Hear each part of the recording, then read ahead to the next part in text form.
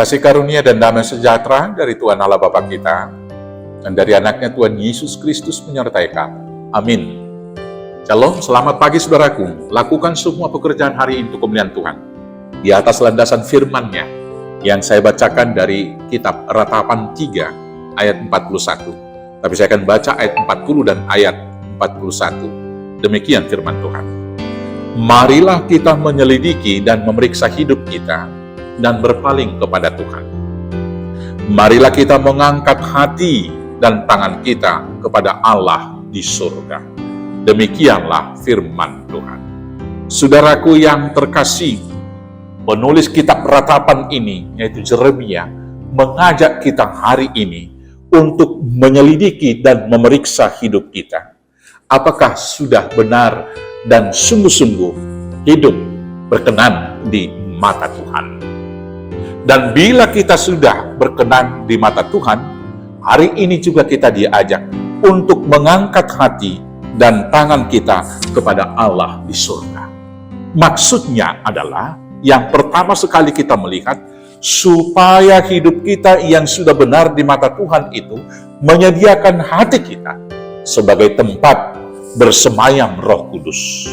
Agar dengan demikian, dari hati kita itu mengalir segala air kehidupan yang baik, sehingga hidup kita menjadi berkat bagi orang lain. Dan dalam kitab Amsal 4 ayat 23 di sana firman Tuhan berkata, jagalah hatimu dengan segala kewaspadaan, sebab dari sanalah mengalir air kehidupan. Hati yang didiami oleh Roh Kudus tentunya akan percaya kepada Kristus Yesus yang adalah juru selamat dunia dan juru selamat kita sendiri. Hati yang didiami oleh Roh Kudus tentu kemudian menjadi bait suci Allah. Maka kita adalah yang bait suci Allah, akan mengalirkan semua hal yang baik kepada sekitar kita, membuahkan buah-buah roh. Sehingga dari hati yang bersih, hati yang kudus tersebut, perkataan-perkataan yang keluar dari mulut bibir kita adalah kata-kata yang penuh damai sejahtera dan berkat bagi orang lain. Berangkat dari hati yang kudus dan hati yang suci itu, maka akan memampukan kita berpikir jernih, berpikir positif, dan senantiasa mengapresiasi, menghargai saudara-saudara kita yang lain.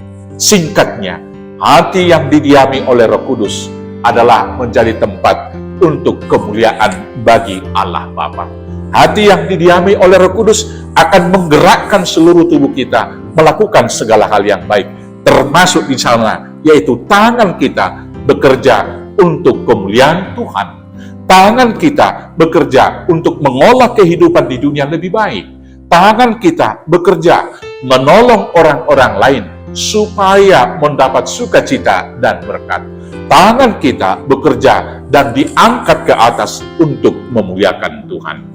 Karena itu saudara-saudaraku yang terkasih, marilah kita mengangkat hati dan tangan kita kepada Allah di surga. Tuhan Yesus memberkati. Amin. Kita bersatu dalam doa. Terima kasih Bapa yang baik.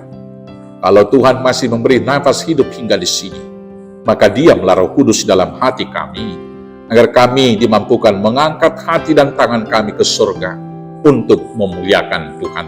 Agar dari hati yang kudus dan suci karena pertolongan Roh Kudus, tangan kami bekerja untuk kemuliaan Tuhan. Mulut kami bersaksi untuk kemuliaan Bapa. Kaki kami berlari memberitakan kabar suci, kabar keselamatan yang dari Tuhan.